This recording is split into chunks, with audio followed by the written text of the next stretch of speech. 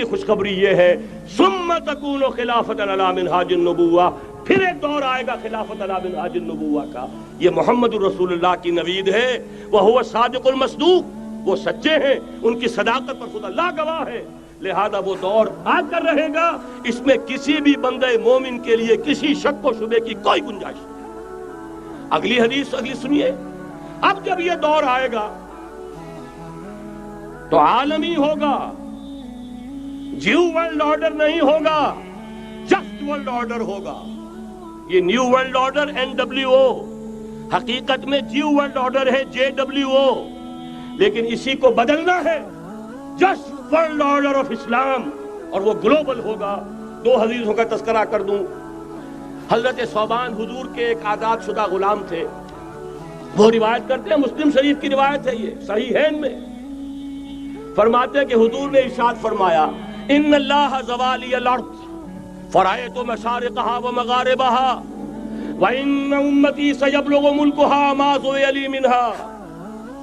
رواہ مسلم رحمہ اللہ. حضور فرماتے ہیں اللہ تعالیٰ نے میرے لیے پوری زمین کو لپیٹ دیا، یہاں تک کہ میں نے اس کے سارے مشرق دیکھ لیے، سارے مغرب دیکھ لیے. اور سن لو مجھ سے، ٹیک اٹ فرام می، میری امت کی حکومت ان تمام علاقوں پر قائم ہو کر رہے گی جو مجھے زمین کو لپیٹ کر اور سکیڑ کر دکھا دیے گئے. گلوبل ہوگی کہ نہیں؟ دوسری حدیث سنیے، یہ پھر مسند احمد ابن حنبل کی ہے. حضرت مقداد ابن اسود رضی اللہ تعالی عنہ فرماتے ہیں حضور نے فرمایا لا يبقى على ظهر الارض بيت وبر ولا مدر الا ادخله الله كلمة الاسلام بعز عزيز وذل ذليل اما يعزهم الله فيجعلهم من اهلها او يذلهم فيدونون لها. یہ ہے حدیث مسند احمد ابن حنبل کی. اور حضرت مقداد فرماتے پھر میں نے کہا اچھا تب تو ہو جائے گی وہی بات وَيَكُونَ الدِّينُ كُلُّهُ لِلَّهِ، دین کل کا کل اللہ کے لیے ہو جائے گا. حدیث کا ترجمہ یہ ہے کہ حضور نے فرمایا روئے زمین پر نہ کوئی اینٹ گارے کا بنا ہوا گھر رہے گا، نہ کوئی اونٹ کے بالوں کے بنے ہوئے کمبلوں کا خیمہ رہے گا جس میں اللہ تعالیٰ کلمہ اسلام کو داخل نہ کر دے. لیکن یہ داخلہ دو طریقے سے ہوگا، بعز عزیز و ذل ذلیل، یا صاحب عزت کے اعزاز کے ساتھ یا کسی مغلوب کی مغلوبیت کے ساتھ. یعنی یا تو اللہ تعالیٰ ان کا اعزاز فرمائے گا اور وہ کلمہ اسلام کے خود قائل ہو جائیں گے. جب گھر والا خیمے والا اسلام لے آئے گا تو اسلام اس کے گھر میں داخل ہوگا، اس کو بھی عزت نصیب ہوگی. وَلِلَّهِ الْعِزَّةُ وَلِرَسُولِهِ وَلِلْمُؤْمِنِينَ، عزت و حق اللہ کا، اس کے رسول کا اور اہل ایمان کا. اور اگر وہ اسلام قبول نہیں کرے گا تو یوت الجزیۃ عن ید وہم صاغرون، چھوٹے ہو کر رہنا پڑے گا، جزیہ دینا ہوگا، اسلام کی بالادستی قبول کرنی ہوگی. بتائیے اس کے بعد بھی کوئی شک ہے؟ یہ ہے آسمانی نقشہ. یہ اللہ فرما رہے ہیں واللہ متم نورہ ویابی اللہ الا یتم نورہ لیظہرہ علی الدین کلہ ولو کرہ المشرکون. یہ اللہ کا فیصلہ ہے. ادھر یریدون لیطفئوہ ہے، یہ زمینی نقشہ ہے. اب شکل کیا ہے؟ اب میں آپ سے عرض کر دوں کہ ان دونوں کے مابین جو خلا نظر آ رہا ہے، کوئی شخص یقین کے ساتھ نہیں کہہ سکتا کہ اب حالات کا کیا رخ ہوگا. اس لیے کہ ظاہر بات ہے قرآن مجید میں مستقبل کے بارے میں خود حضور سے کہلوایا گیا وَإِنْ أَدْرِي أَقَرِيبٌ أَمْ بَعِيدٌ مَا تُوعَدُونَ. لوگوں مجھے معلوم نہیں ہے کہ جس بات کی تمہیں خبر دی جا رہی ہے وہ قریب آ چکا ہے یا دور ہے. وَإِنْ أَدْرِي لَعَلَّهُ فِتْنَةٌ لَكُمْ وَمَتَاعٌ إِلَىٰ حِينٍ. اور میں نہیں جانتا، ہو سکتا ہے اللہ کچھ اور مہلت دے دے تمہیں اور کچھ اور آزمائش جو ہے اس کے لیے تمہارے لیے کوئی اور مہلت عطا فرما دے، ہو سکتا ہے. تو میں بھی کسی دعوے سے نہیں کہہ رہا، لیکن دو امکانات ہیں. امکان نمبر ایک کیا ہے؟ ابھی عالم اسلام کا ایک سالڈ بلاک ہے جو یہودی ورلڈ آرڈر کی نگاہوں میں کھٹک رہا ہے. میں کھٹکتا ہوں دل یزداں میں کانٹے کی طرح. اگرچہ ان کی اسٹریٹجی کیا ہے؟ ایک ایک کر کے ان کے حصے بکھرے کر کے تیا پانچا کرو. ابھی وہ بلاک کون سا ہے؟ ایران ہے، افغانستان ہے، پاکستان ہے اور روسی ترکستان سے آزاد ہونے والی جو ریاستیں ہیں. یہ ایک سالڈ بلاک. یہ عجمی مسلمان عربی نہیں، عربی گئے، یہ نوٹ کر لیجئے، اس لیے کہ عربوں کو اللہ نے فضیلت دی تھی، محمد ان میں سے تھے صلی اللہ علیہ وسلم، یہ رتبہ بلند بلا جن کو مل گیا، لیکن ساتھ ہی اللہ نے دھمکی بھی دے دی تھی سورہ محمد میں، ان تتولوا یستبدل قوما غیرکم، اگر تم پیٹھ دکھا دو گے اس مشن کو جو ہم نے تمہارے حوالے کیا ہے، تمہیں ہٹائیں گے، کسی اور کو لے آئیں گے۔ اور یہ بات ہو چکی ہے 13ویں صدی عیسوی میں، 1258 میں جب سقوط بغداد ہوا ہے، عربوں کے ہاتھ سے عالم اسلام کی قیادت چھین لی گئی، معزول کر دیے گئے۔ اس کے بعد قیادت کن کے ہاتھوں میں آئی؟ ترکوں کے ہاتھ میں، ترکان تیموری ہندوستان میں، ترکان صفوی ایران میں، ترکان سلجوقی مڈل ایسٹ میں، اور ترکان عثمانی کا تو کہنا ہی کیا ہے، وہ ایشیا مائنر سے چل کر، آپ کو معلوم ہے کہ مشرقی یورپ کا کتنا بڑا علاقہ، دی گریٹ آٹومان امپائر اس صدی کے آغاز تک قائم تھی۔ اس صدی میں عجیب عجیب معجزے ہوئے ہیں۔ گریٹ آٹومان امپائر جو 3 بر اعظموں پر محیط، نام و نشان ختم۔ The great U S S R, نام و نشان ختم۔ اب تو روس صاحب ایک ملک کی حیثیت سے رہ گئے۔ یہ اس صدی میں دو اور وقت نہیں ہے میں اور آپ کو کیا بتاؤں، اس صدی میں تو بڑے بڑے عجیب عجوبے ہوئے ہیں، بڑی بڑی 2 عظیم جنگیں ہو چکی ہیں، تیسری جو ہے سر پر کھڑی ہے، دور نہیں ہے، جس کو حدیث میں کہا گیا ہے الملحمۃ العظمی، تاریخ انسانی کی عظیم ترین جنگ، اور وہی صلیبی جنگ جس کا آغاز بوسنیا سے ہو چکا ہے۔ بہرحال اس وقت جو میں کہہ رہا تھا، ورنہ میرے پاس تو یعنی یہ کہ درد دل کہنے کے لیے وقت نہیں ہے، مجھے اپنی بات کو محدود کرنا پڑ رہا ہے، لیکن میں اب آ رہا ہوں اصل موضوع کی طرف، کہ ایک امکان تو یہ ہے کہ اس بلاک میں اسلام کا احیاء ہو، اور اس کے لیے کچھ نویدیں بھی موجود ہیں احادیث نبویہ میں۔ وہ تو آپ نے سنا ہوگا اقبال کا شعر، میرے عرب کو آئی ٹھنڈی ہوا جہاں سے، میرا وطن وہی ہے، میرا وطن وہی ہے۔ حدیث میں آتا ہے یخرج ناس من المشرق یؤتون للمہدی، یعنی سلطان ہی، مشرق سے فوجیں نکلیں گی کہ جو کہ مہدی کی حکومت قائم کریں گی۔ یہ مہدی اہل تشیع کے مہدی اور ہیں، ہمارے مہدی اور ہیں۔ اہل تشیع کے عقیدے کے مطابق ان کے بعد میں امام جو روپوش ہو گئے تھے وہ امام مہدی ہیں، وہ ظاہر ہو جائیں گے، ابھی امام غائب ہیں، پھر وہ ظاہر ہو جائیں گے۔ ہمارے نزدیک یہ مہدی پیدا ہوں گے یا ہو چکے ہوں، اور یہ ہوں گے حضرت فاطمہ کی نسل ہی سے رضی اللہ تعالی عنہا، لیکن عالم عرب کے اندر پھر ایک طاقت بن کر ابھریں گے، باطل کی قوتوں کے خلاف جہاد کریں گے، لیکن ان کو مدد آئے گی 2 طرف سے، ایک زمینی مدد آئے گی مشرق سے، ایک آسمانی مدد آئے گی، عیسیٰ ابن مریم کا نزول، حضرت مسیح علیہ السلام جو زندہ آسمان پر اٹھائے گئے تھے نازل ہوں گے، اور در حقیقت ان 2 مددوں کے نتیجے میں پھر یہود کا قلعہ قمع ہوگا، اور یہی گریٹر اسرائیل ان کا گریٹر گریو یارڈ بن کر رہے گا، عظیم تر قبرستان بن کر رہے گا۔ اس کی بڑی واضح حدیثیں موجود ہیں، اس کی بڑی تفصیلی خبریں موجود ہیں، یہ احادیث کی کتب کے اندر، بدقسمتی سے ہماری اس کی طرف توجہ نہیں۔ ایک تو یہ ہو سکتا ہے، اسی طریقے سے ایک اور حدیث ہے، یخرجو من خراسان رایات سود، اور یہ مسلم شریف کی روایت ہے، نوٹ کیجئے گا، نہیں ترمذی شریف کی روایت ہے، یخرجو من خراسان رایات سود لا یردها شیء حتی تنصب بإیلیا، اور خراسان حضور کے زمانے میں آج کے افغانستان کا نام تھا۔ یہ افغانستان میں جو جہاد ہوا ہے، غلطیاں ہوئی ہیں اور غلطیوں کا خمیازہ بھگت رہے ہیں۔ یہ تو اللہ تعالیٰ کی سنت ہے جس میں اللہ نے صحابہ کو بھی ایگزمپٹ نہیں کیا، غلطی کی سزا دی ہے۔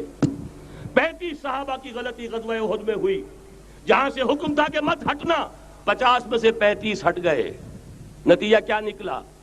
فتح شکست میں بدل گئی، 70 صحابہ شہید ہو گئے۔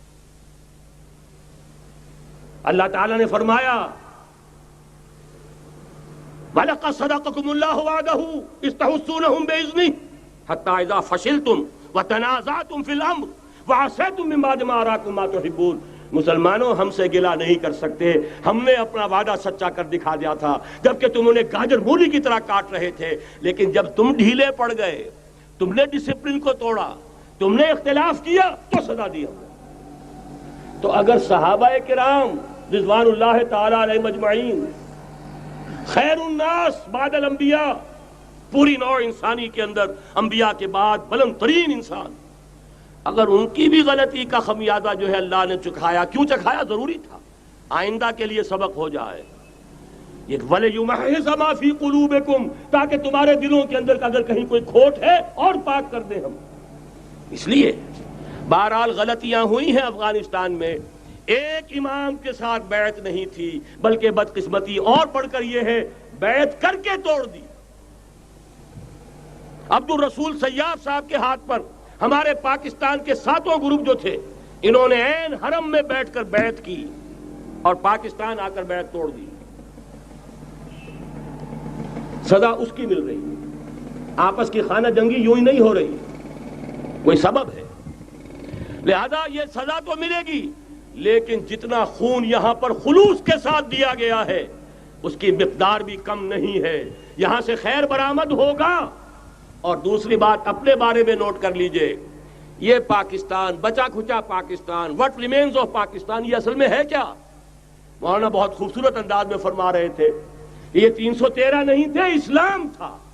اسی طرح نوٹ کیجئے، پاکستان نہیں ہے، 4 صدیوں کی تجدیدی مساعی کا حاصل ہے۔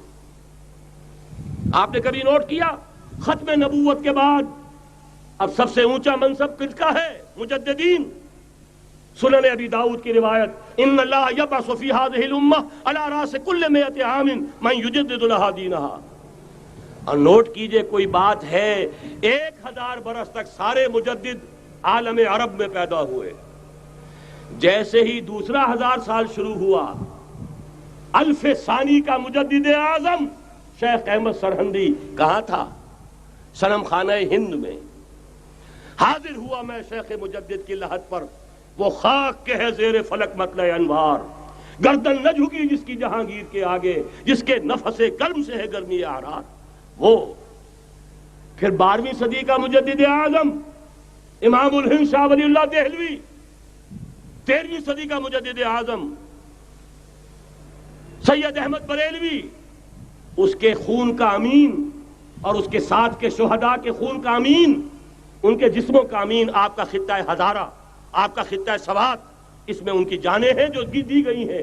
اور وہ نہایت میں آپ سے عرض کر دوں، دور صحابہ کے بعد اتنا خالص اسلامی جہاد پوری مسلمان تاریخ میں نہیں ملے گا جتنا وہ تحریک شہیدین کا تھا۔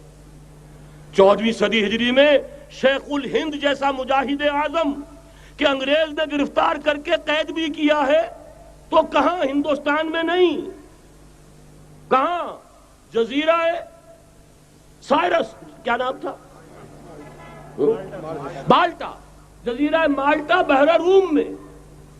اقبال کے نفس سے ہے لالے کی آگ تیز، ایسے غزل سرا کو چمن سے نکال دو۔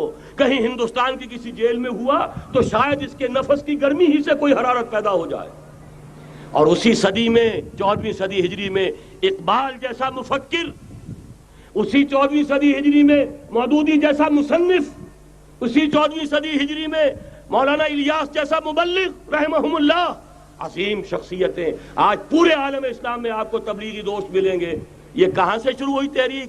دہلی کی ایک چھوٹی سی مسجد سے، وہ مسجد بنگلے والی اب تو بڑی عالیشان ہو گئی ہے، جب وہاں شروع ہوا تھا کام بڑی چھوٹی سی مسجد۔ یہ سارے کام یہاں کیوں ہوئے؟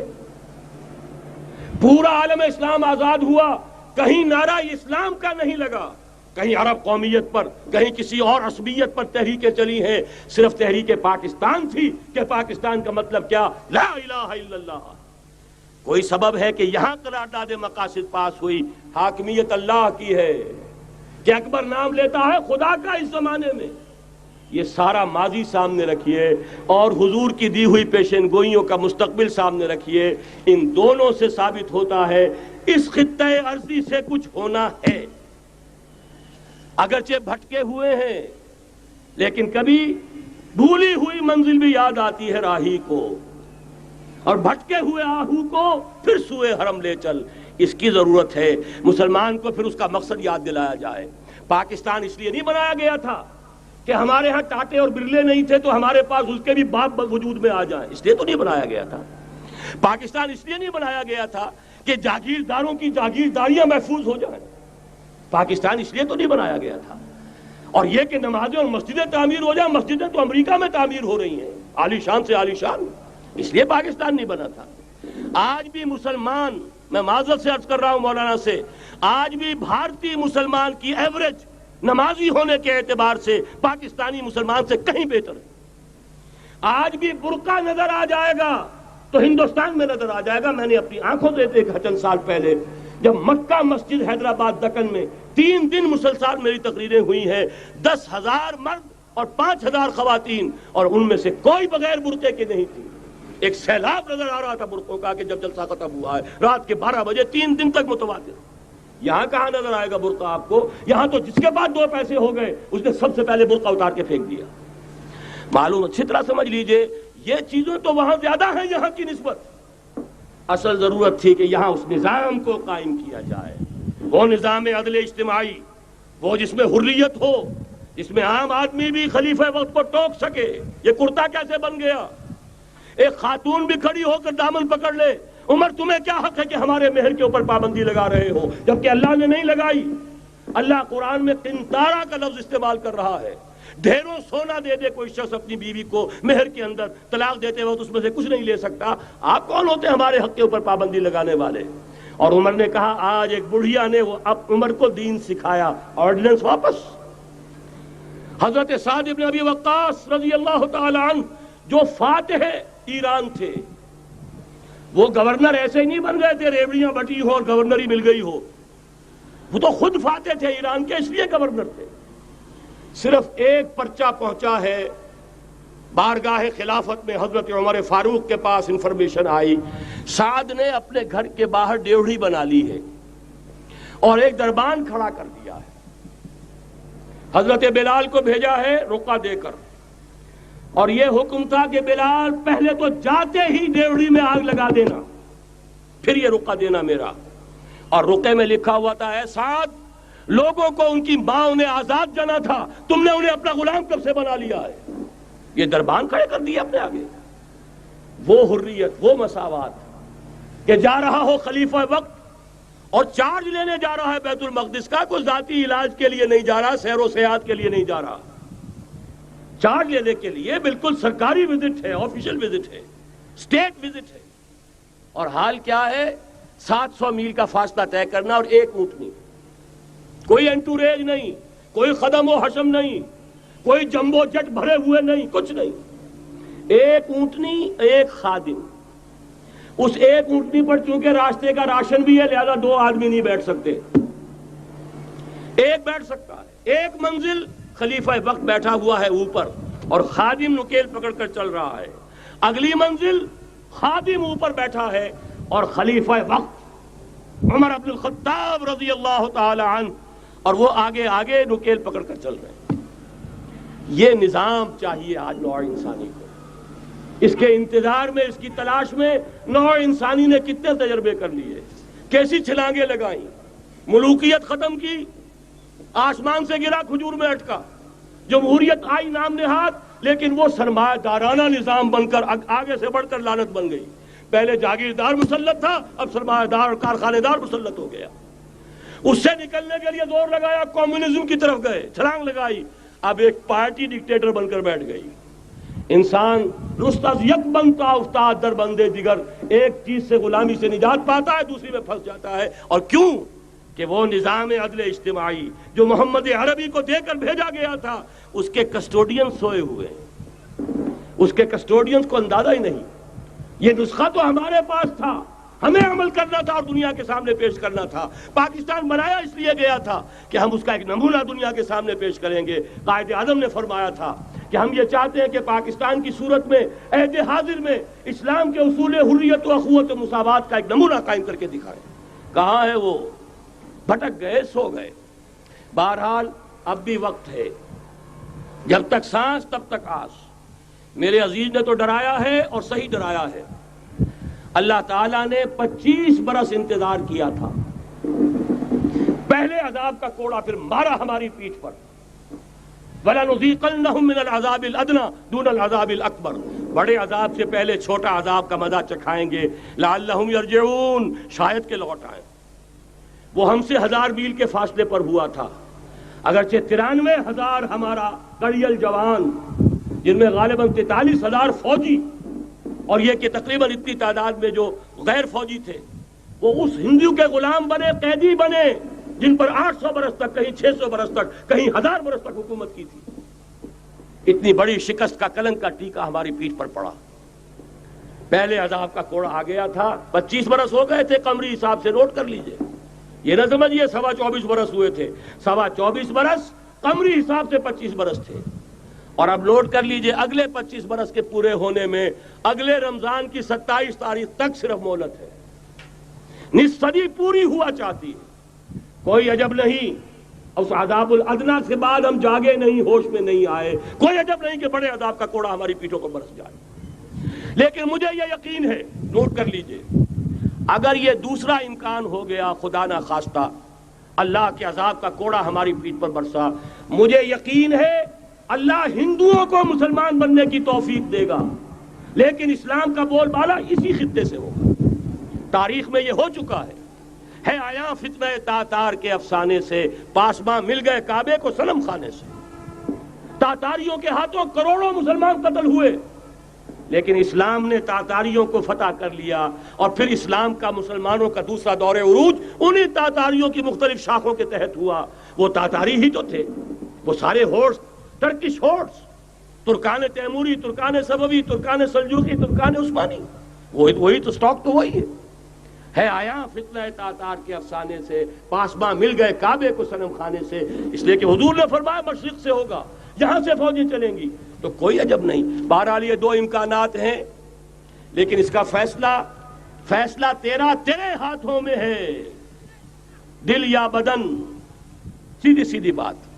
اگر تو اب بھی ہم ٹھیک ہو جائیں، جاگ جائیں، ہوش میں آ جائیں، قوم یونس کی طرح توبہ کر لیں، تو بغیر عذاب کے کوڑے کے رحمت خداوندی ہم پر سایہ کرے گی۔ اگر ہم نہ جاگے تو وہ عذاب کا کوڑا آئے گا۔ یہ نہیں میں کہہ سکتا ان ادری قریب بعید ما توعدون، یہ میں نہیں کہہ سکتا، یقین کے ساتھ جانتا ہوں کہ آئے گا، لیکن یہ کہ اس کے بعد بھی یہیں سے بول بالا ہوگا۔ اگر ہمارے ذریعے نہیں تو ان کے ذریعے سے، جو ہمیں شکست دے کر پھر اسلام قبول کر لیں گے، لیکن کیوں نہ پہلے ہی راستے پر چلنے کی کوشش کریں۔